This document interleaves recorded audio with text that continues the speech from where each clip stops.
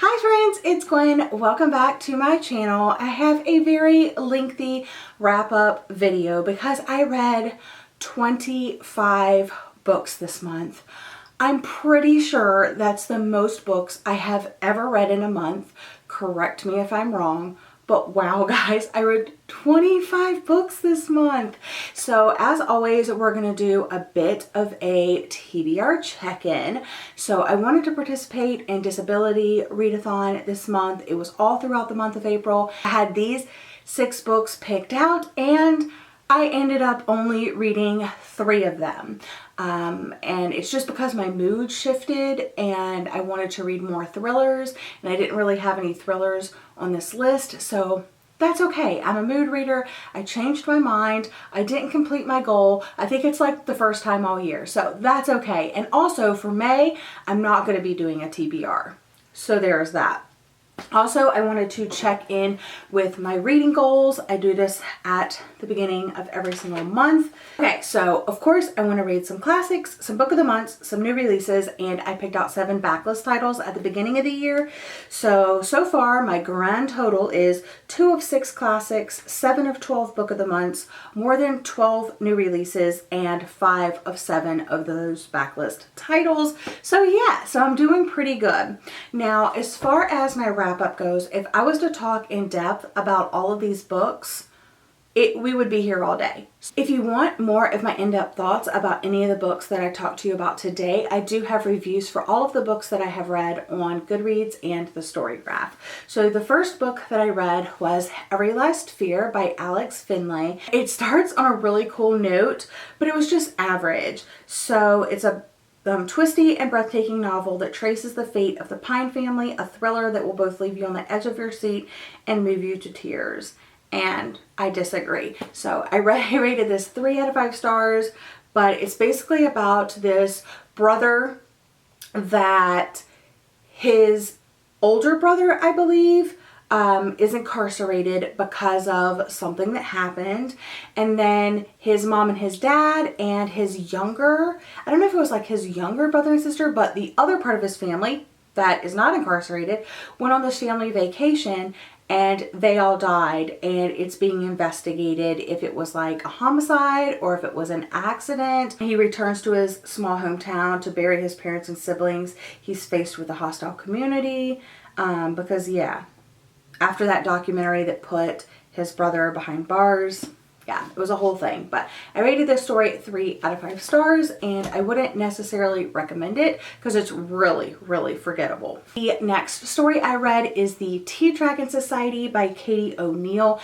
and I rated this 4 out of 5 stars. I really liked it. I adore the art. I want a tea dragon of my very, very own. I definitely plan to continue in the series. I like the representation in here. I like just the cute little story, but it was just over like way too quick, and it was told in like different seasons, and I thought that was an interesting way to tell the story, but it didn't feel cohesive, so that's why I ended up rating it 4 stars instead of 5 stars. The next book I read is The Oracle Code, the graphic novel by Marieke Nijkamp, and this is the retelling origin story of Barbara Gordon from the DC universe.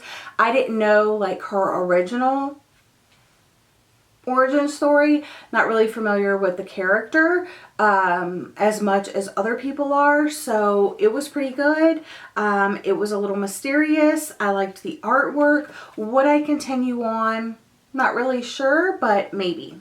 Next up, I tackled The Wall of Winnipeg and Me, this huge, massive, like, romance novel. It is definitely a slow burn romance, and it is a football romance, and it is my first sports romance. So I have an entire reading vlog that I will link down below, reading this book, telling you my thoughts, but basically I thought it was a little too long, and I wanted there to be like more steamy times or more like, I don't know, connection, but it was really about the small connections that brought these 2 characters together.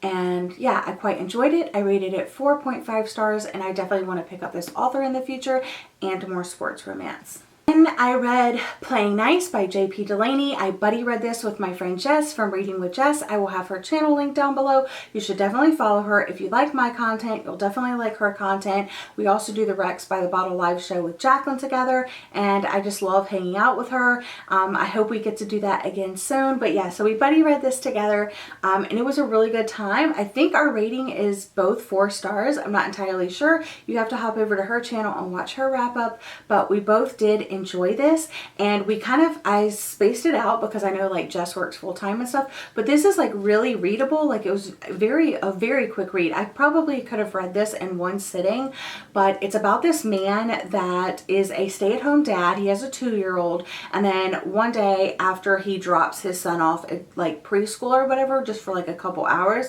this man comes to his door and says, "Hey, by the way, yeah, that's actually my son and I have your son. Our sons were switched at birth at the hospital." So it's this investigation of, well, he has proof. He has like DNA proof that it's his son, which I don't even know how I felt about that.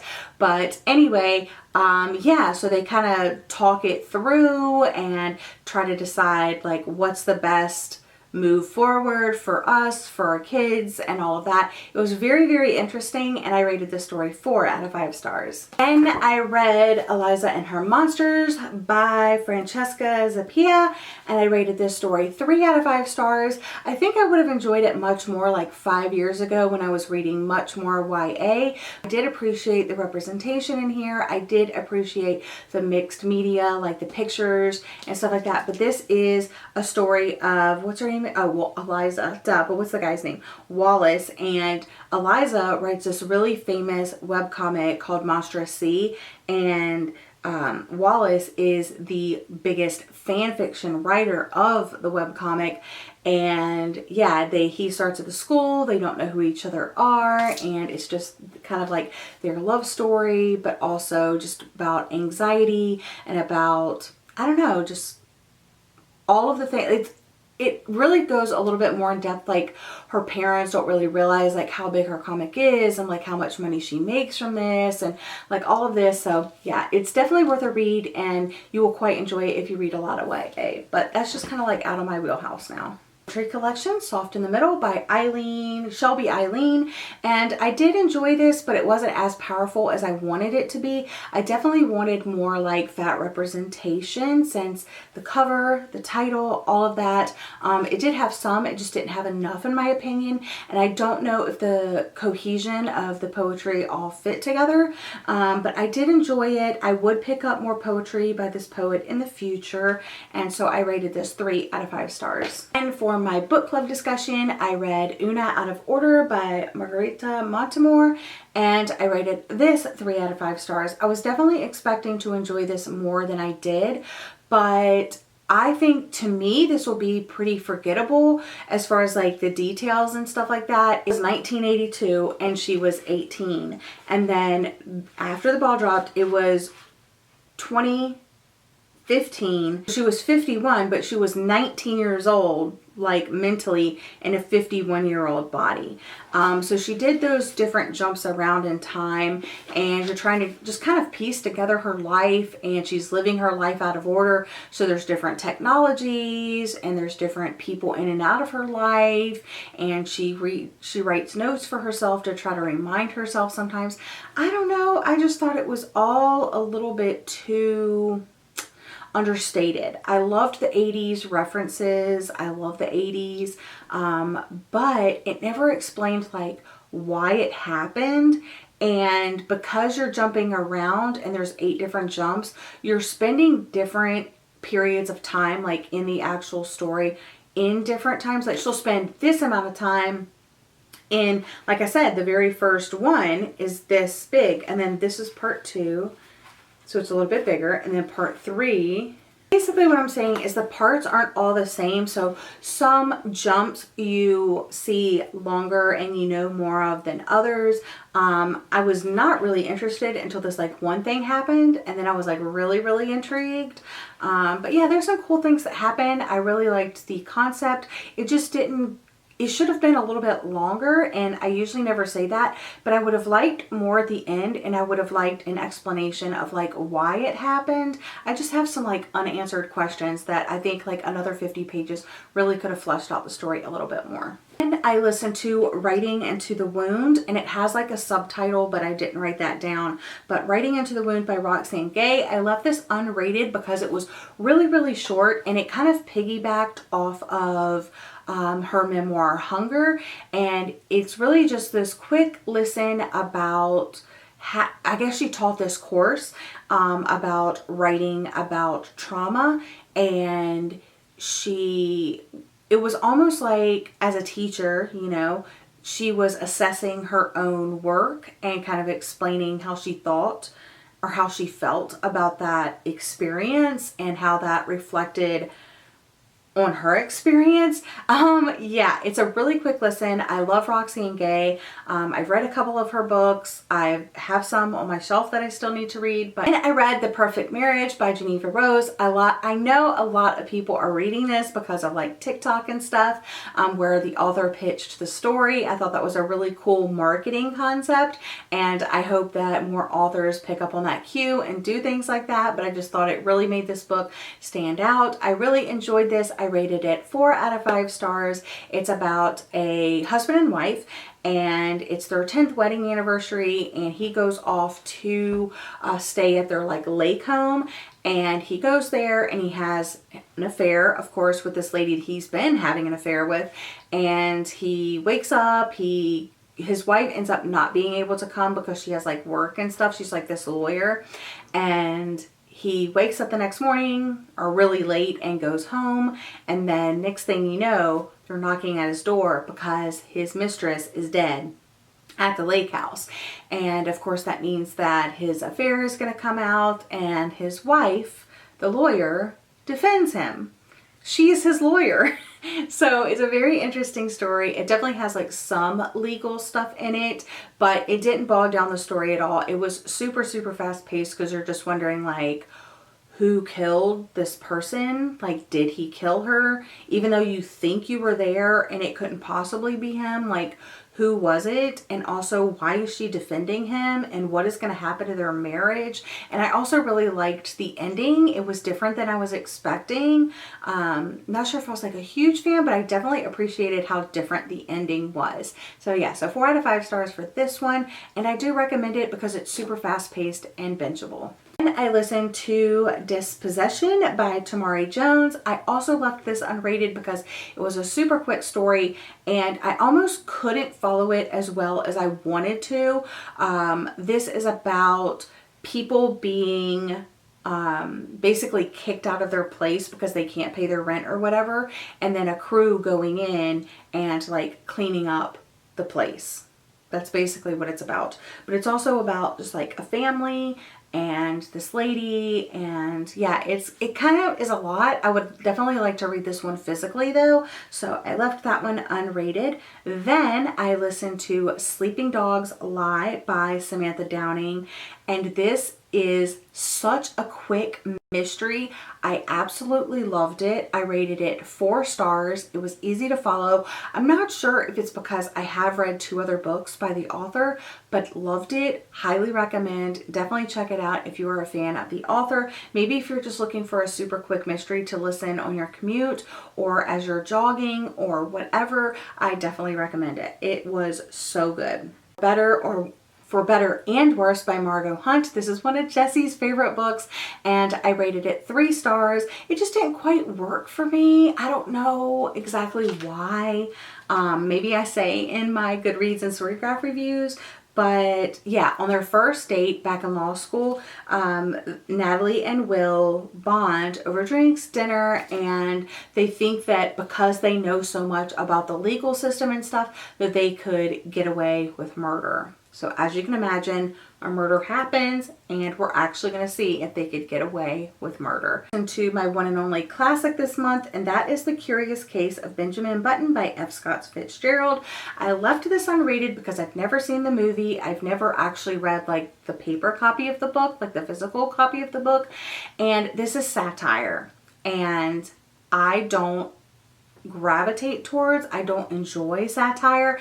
I remember in college when we studied satire, it was literally the hardest portion of the entire course because my mind will fixate on something when I'm reading it if it doesn't make sense to me, and then I really can't appreciate just the story and what the author is trying to do.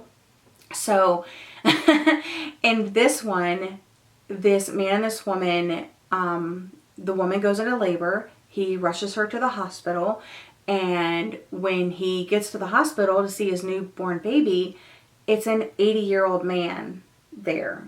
And he's like, but where's my baby? And he's like, I am your baby. And the man's talking. So he ages in reverse. And to me, the part that I got stuck on was, so did the woman actually birth out of her an 70-year-old man? I couldn't get over it. And I understand it talks about like ageism and, you know, it tackles some really important themes, but like I still can't get over the fact. So like the lady went into labor and she had a 70-year-old son, and it's like this old man coming out of her. Like I just can't get it out of my mind. But I know that the movie and the book are quite different. This was really, really short. So maybe I need to, like, it's a story I need to take in a couple times, but I don't know. It was just, I can't. I just can't. So yeah, I'm just gonna leave it in the classics lane and say, check, I did it, and move on. Hunting Wives by May Cobb. This was one of my most anticipated books of the year, and I did enjoy it. I did find faults with it. It wasn't as thrilling as I wanted it to be. It was definitely more of a mystery, and I just don't connect with mysteries like I do thrillers. But this is about a woman and her husband. They move from Chicago to the small town in Texas, and she gets invited to hang out with the Hunting Wives, which is this like society, what are they called, socialites, this clique of women that, you know, they're rich, and on like Friday night they go out and shoot guns and stuff. But there's also like drugs and drinking and flirting with other men and interactions with underage boys, and someone ends up dying. That's where the mystery comes in. Very interesting.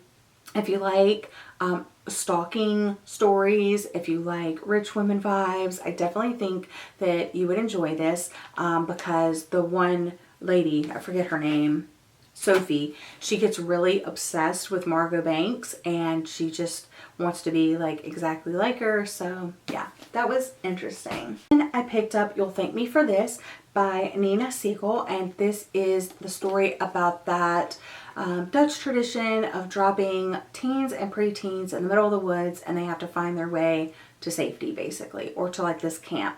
And it's told in two perspectives, but it doesn't label the perspectives, so that was a little jarring at first, and I think that it didn't need to be written that way. I ended up rating this 2 out of 5 stars because it was just like really weird. There were definitely things about it that I liked, and it definitely had like a creepy vibe to it, but overall the story just didn't feel cohesive. It felt like, I don't know, something was missing. It could have been a little bit longer and maybe fleshed out a little bit more. But yeah, like I said, 2 out of 5 stars for this one. I also read this one in a reading vlog and this one in that same reading vlog. So if you're interested in more of my full thoughts, I will have the video linked down below. And I picked up They Never Learn by Lainey Fargo, and I really enjoyed this. I rated it somewhere between like a 4 and a 5 stars. I initially rated it 5, then I bumped it down to 4, and then I was like, no, it's a 5, but it's probably like a 4.5 to be completely honest.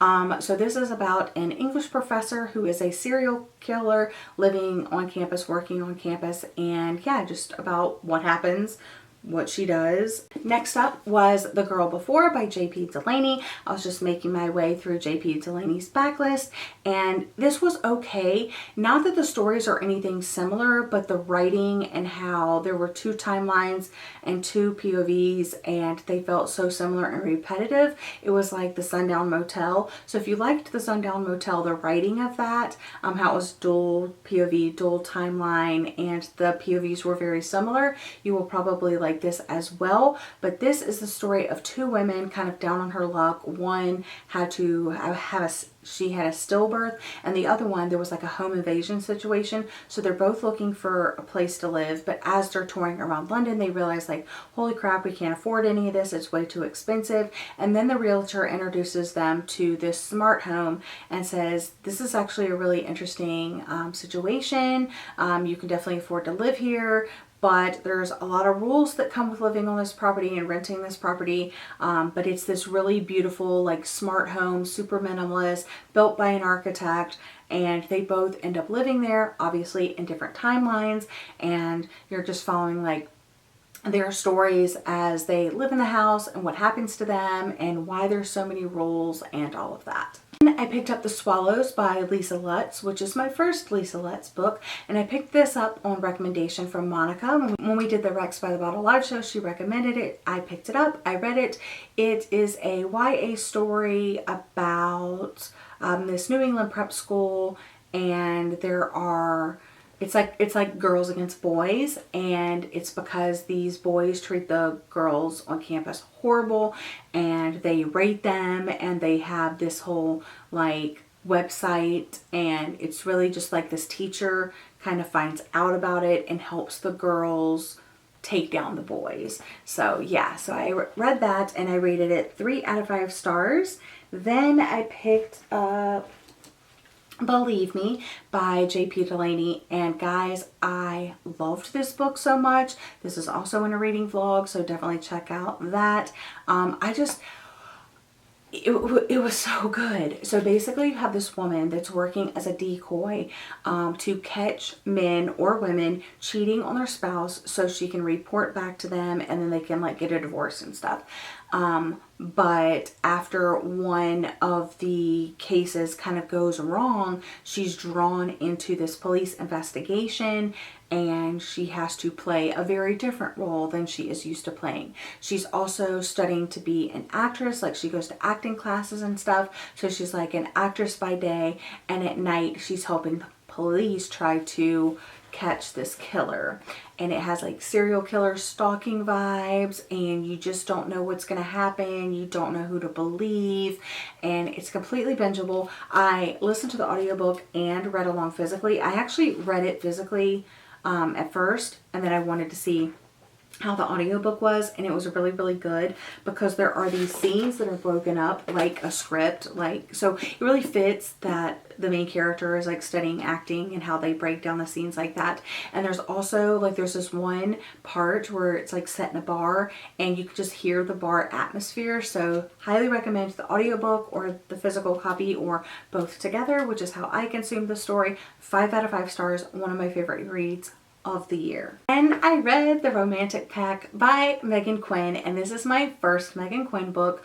She is an indie published author, and I don't typically read indie published romance, but I'm really glad that I got this in my Hello Lovely box. And I have, by the time this video goes up, actually that video posted today, so as I'm filming this, that video is out in the world. So yeah, so you can definitely watch my reading vlog of this. Absolutely loved it. So cute, so funny, so wholesome, so steamy. Absolutely loved it. 5 out of 5 stars. But definitely check out that video because I share my whole bundle box that I got with this book. So yes. And I picked up 2 middle grade books written by my friend BookishlyRichie. This one came out in 2019, and this is the new release that came out this year. This one tells the story of Mateo and his family after his sister Lily is shot.